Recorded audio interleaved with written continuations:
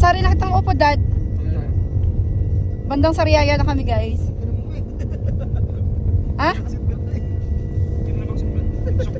Alam mo eh, mag-seatbelt ka. Loko-loko ka. Tumabi ka muna para safe ka. Del, bantayin mo si Louie. Di ka maturog, Del. Huwag ka. Magpa-practice ka mo gabi pa. Professional naman yan si Louie boy. Kaya lang tagal-tagal na hindi nagda-drive. Ilang buwan na. Ultimong seatbelt, hindi niya na makita. Ayan guys. So matutulog muna ako. Relax. Lamig dito guys. Hala. So guys, nasa zigzag na kami sa, kung tawagin ay bitukang manok. So si brother Louie ang nag-drive. Awa ni Lord ay nakaya niya yung pagsubok dito sa zigzag bitukang manok. Kasi kaya naman daw ng sasakyan, sabi niya. Sabi ko ingat, sabi ko nga kanina ay magpalit sila ni husband. Pero kayang-kaya naman daw talaga. So sayang nga guys, at yung mga umilaw-ilaw kanina, hindi namin nabatuhan ng barya kasi hindi agad napindot yung window para bumaba. Kaya hindi kami nakapagbato ng barya doon sa mga tumutulong, yung pailaw-ilaw para kung sino bang mauuna yung way, kung kami ba or yung kabila. Next time guys, pag uwi. Bawi kami pag uwi, pag pabalik Laguna. So makakapagbato na tayo ng barya doon sa mga tumutulong para sa safety ng mga dumadaan dito sa zigzag or bitukang manok. Yun lang guys. So saan tayong banda? Anong ano to? Atimonan? Tama ba, Dil?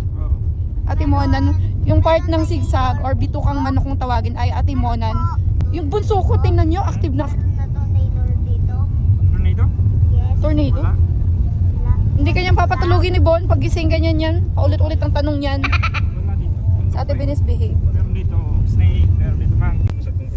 Paspas ayos. Ayun, meron pang isang ano, buti na batuhan ni husband ng barya. So medyo masaya kasi naka-help ko tayo. Kasi masaya na sila sa barya-barya guys. Mga Sino magpupiyat dyan ang ganyang oras? ha? Hindi mo naman magpupiyat dyan para lang. Kaya nga. Parang yun na kasi yung trabaho nila. So ayun, meron buti. May nahanap si husband tag-10 na barya. Mangkit dito? Kaya masaya kami na bago matapos tong zigzag ay nakapagbato naman kami kahit paano ng barya doon sa huling babae. Po. Tatago. Ayun. Akala ko mga tao, mga poste pala. Parang mag-isang Naichan mo, Dad? Ayan, naichan. In Tagalog, guys. Abot mo na? Para di na. Abot mo na lang. Ayan, nag-aabot pa. Oh, salamat daw. So, ang saya din naman. Nakadami na. Nakailan ka, Dad, ba, ano?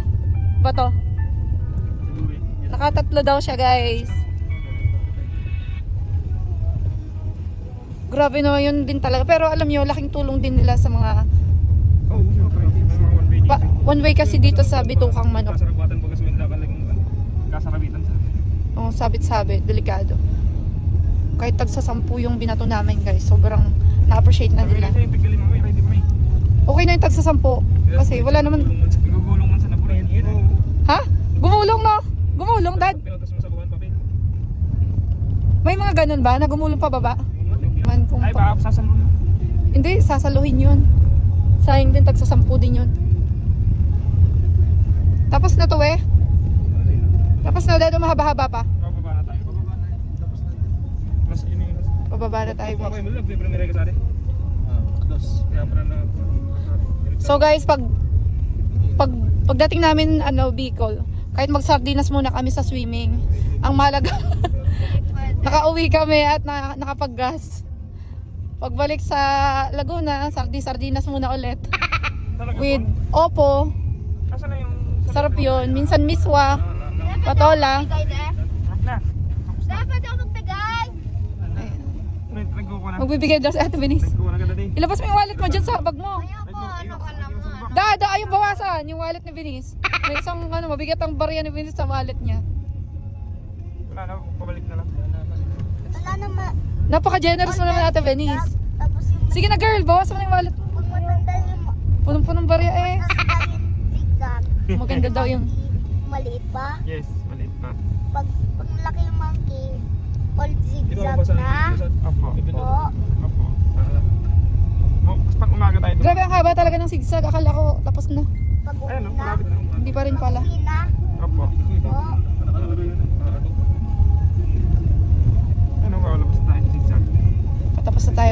Let's go.